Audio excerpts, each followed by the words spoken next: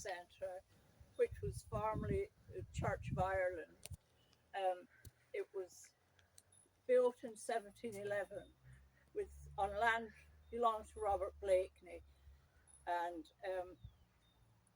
it fell into ruin, and in 1998 it was restored into a heritage centre. And these are the hours.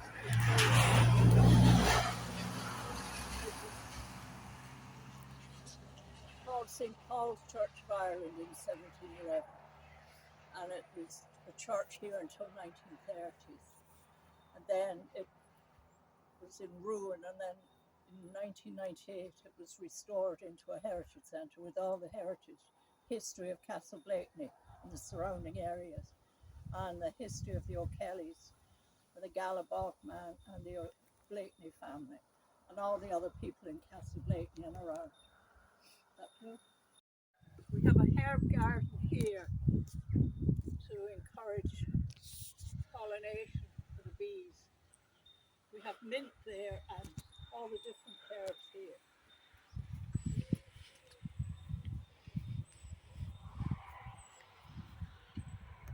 Tissue.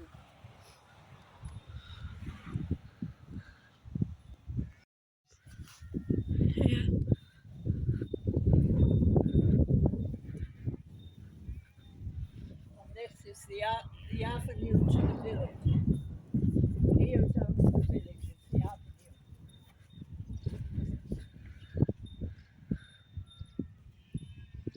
It was planted in 1998. We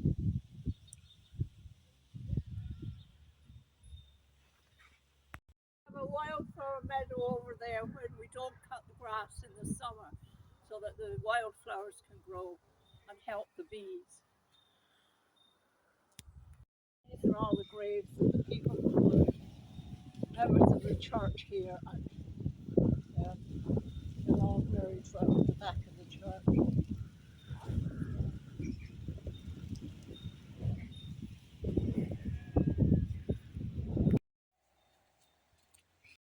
the site for the Heritage Centre, and we have a library thanks to Galway County Council Library.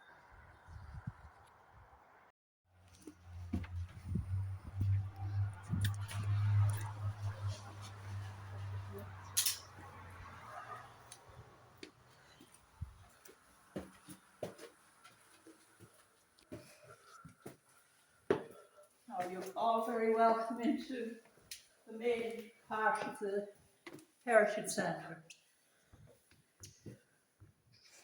And here we have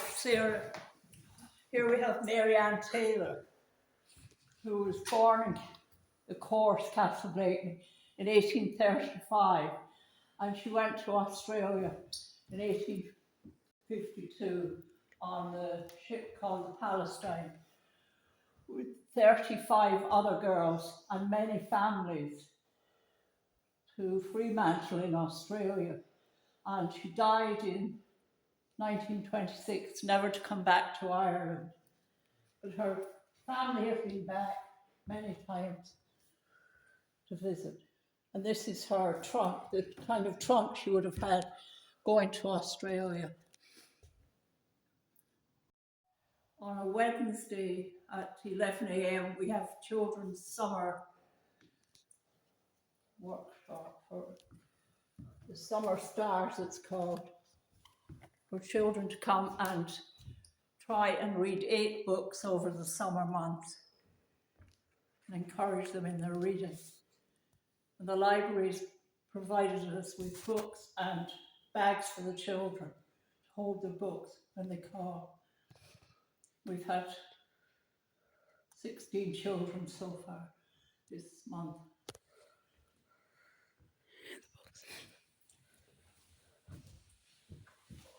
Now David will get of departure on the ship the Palestine in November 1852. All the names of the people, there were over 300 on the ship going to Australia. There were 36 girls from the course Castleblakeney on the ship.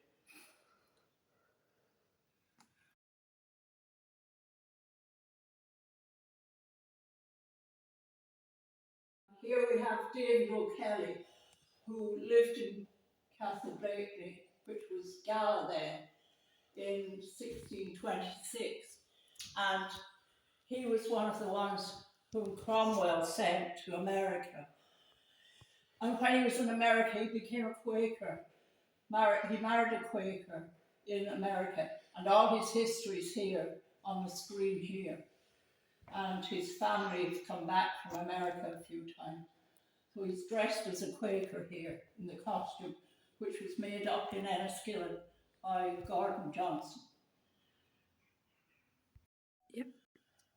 This is the story of the O'Kelly Castle, and a poem that was written at the time of the O'Kellys living on the hill in Castleblakeney in Cruislawn, but it was Gallery Kelly at one time.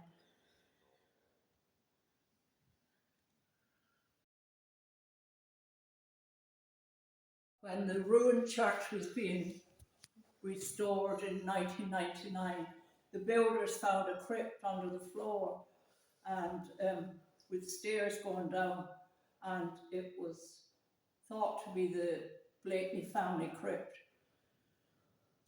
The wall of the east wall had fallen in and crushed inside the crypt, but you could still walk down the stairs into it.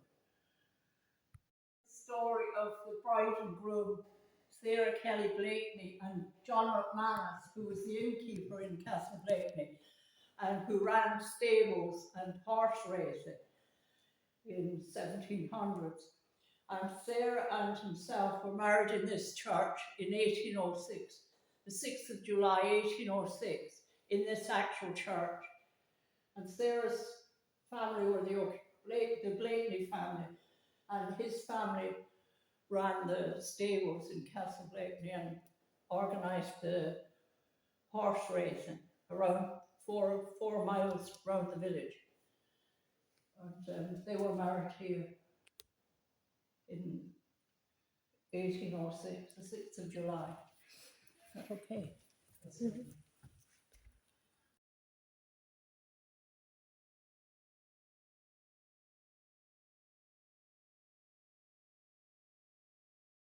History of the Gala body, which was found in Gala, Castleblakeney in 1821.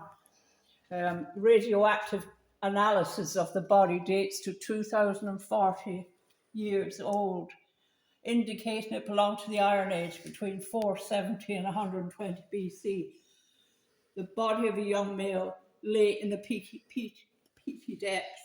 The body was clothed in a deerskin cape which extended as far as the knees.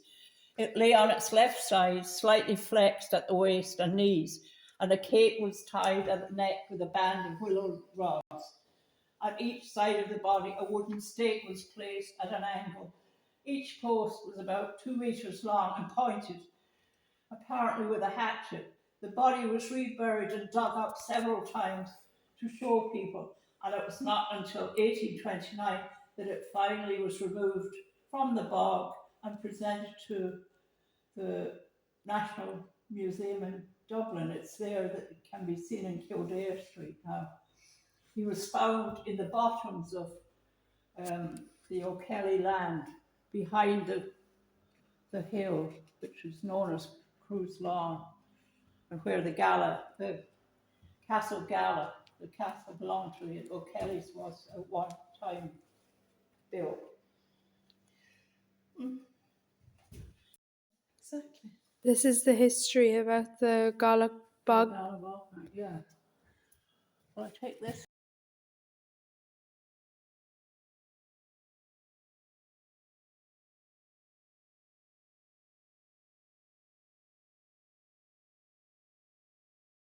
This is the view from the tower balcony of the Hertage Centre.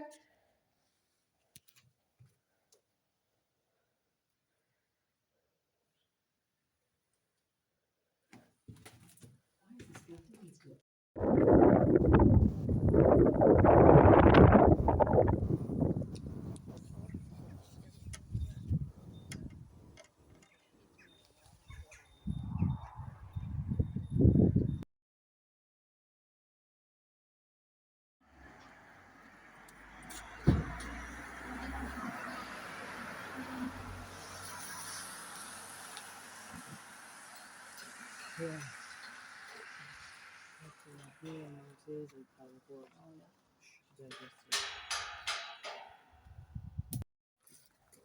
This is the avenue up to the church.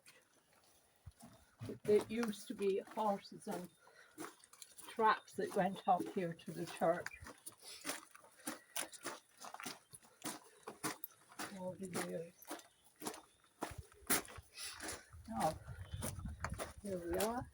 This is the right of way and the avenue. The whole avenue is this wide up to the church for horses and carts.